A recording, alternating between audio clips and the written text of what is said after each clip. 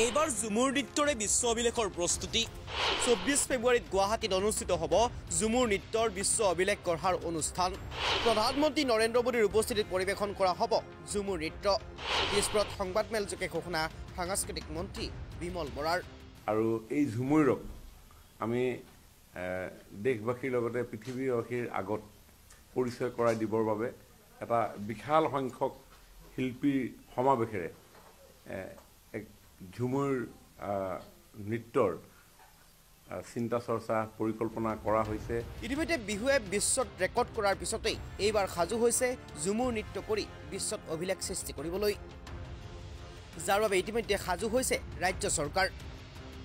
24 ফেব্ৰুৱাৰীত গুৱাহাটীত অনুষ্ঠিত হ'ব ঝুমুৰ নৃত্যৰ বিশ্ব অভিলেখ গঢ়াৰ অনুষ্ঠান। ইতিমধ্যে সাজু হৈছে সাংস্কৃতিক বিভাগ। প্ৰধানমন্ত্ৰী নৰেন্দ্ৰ মোদীৰ উপস্থিতিত পৰিৱেশন কৰা হ'ব ঝুমুৰ নৃত্য।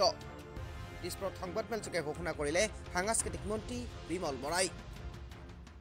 অহা 24 ফেব্ৰুৱাৰীৰ দিনা অসমৰ এটা অতি বৰ্ণাঢ্য সুন্দৰ বিভিন্ন উপজাতি জনগোষ্ঠীৰে সংমিশ্ৰণত গঢ় লৈ উঠা চাহ জনগোষ্ঠী আদিবাসী সমাজখনে আধ্যাত্মিকভাৱে যেতিয়া তেখেতসকলে এটি পৰৱ বিশেষভাৱে কৰম পৰৱ তেখেতসকলে উদযাপন কৰে, সেই সময়ত আনন্দত তেখেতসকলে নাচে গায়, তাকেই মূলতঃ ঝুমুৰ বুলি কোৱা যায়। আৰু এই ঝুমুৰক আমি দেশবাসীৰ লগতে পৃথিৱীবাসীৰ আগত পৰিচয় কৰাই দিবৰ বাবে এটা বিশাল সংখ্যক শিল্পীৰ সমাৱেশেৰে এক ঝুমুৰ নৃত্যৰ চিন্তা চৰ্চা পৰিকল্পনা কৰা হৈছে।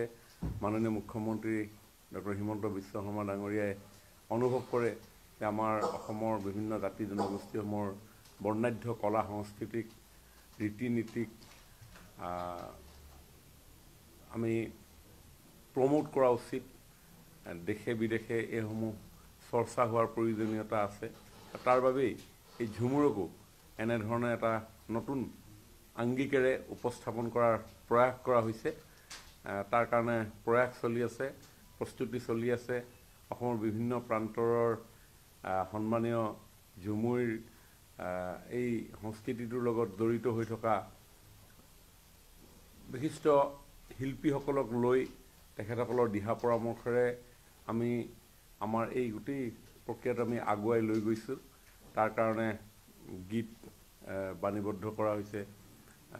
সেই গীতৰ তালে তালে কেনেধৰণে ঝুমুৰ পৰিৱেশন কৰিব তাৰ কাৰণে বিভিন্ন ধৰণৰ পৰীক্ষা নিৰীক্ষা কৰা হৈছে। আৰু আল্টিমেটলি আমি এটা ফাইনেল ষ্টেজত আহিবলৈ ইতিমধ্যে সক্ষম হৈছোঁ।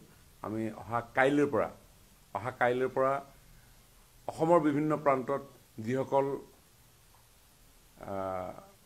শিল্পীক আমাৰ নিৰ্মাণ কৰি উলিওৱা যি ফ্ৰেমৰ ভিতৰত যেনেধৰণে ঝুমুৰ পৰিৱেশন কৰিব লাগিব, সেইসকলে শিকাবৰ কাৰণে মাষ্টাৰ ট্ৰেইনাৰৰ প্ৰশিক্ষণ অহা কাইলৈৰ পৰা আৰম্ভ হ'ব 3দিনীয়া কাৰ্যসূচীৰে। আৰু এইসকলক আমি শিকাই বুজাই তেওঁলোকক প্ৰত্যেক সমষ্টিয়ে শিল্পীসকলক বাছনি অনুশীলন ইত্যাদি কৰিবৰ কাৰণে আমি তেওঁলোকক প্ৰেৰণ কৰিম। সেইটো আমি 20 জানুৱাৰীৰ পৰা 23 জানুৱাৰীৰ ভিতৰত আমি সমগ্ৰ অসমত তেনেধৰণে সমষ্টি ভিত্তিত আমাৰ এই কাৰ্যসূচী চলিব। তাৰ পৰৱৰ্তী সময়ত জিলা পৰ্যায়ত সমষ্টিসমূহক লৈ তাৰ শিল্পীসকলে বাছনি কৰা শিল্পীসকলক লৈ আমি এটা অনুষ্ঠান কৰিম জিলাই। তাৰপিছত পৰৱৰ্তী সময়ত আমাৰ 19 তাৰিখৰ দিনাখন 19 ফেব্ৰুৱাৰীৰ দিনাখন বিভিন্ন স্থানৰ পৰা গুৱাহাটীলৈ সকলো শিল্পীক নিৰ্বাচিত কৰা শিল্পীসকলক আমি আনিম। 20 তাৰিখে মোষ্ট প্ৰবেবলি 21, 22, 23 এই 3টা দিন সৰু সজাইতে গোটেই অনুষ্ঠানটো হ'ব। এই সৰু সজাইত আমাৰ প্ৰশিক্ষকসকলে সমগ্ৰ অসমৰ ঝুমুৰ শিল্পীসকলক প্ৰশিক্ষণ প্ৰদান কৰিব, তেওঁলোকে অনুশীলন কৰিব।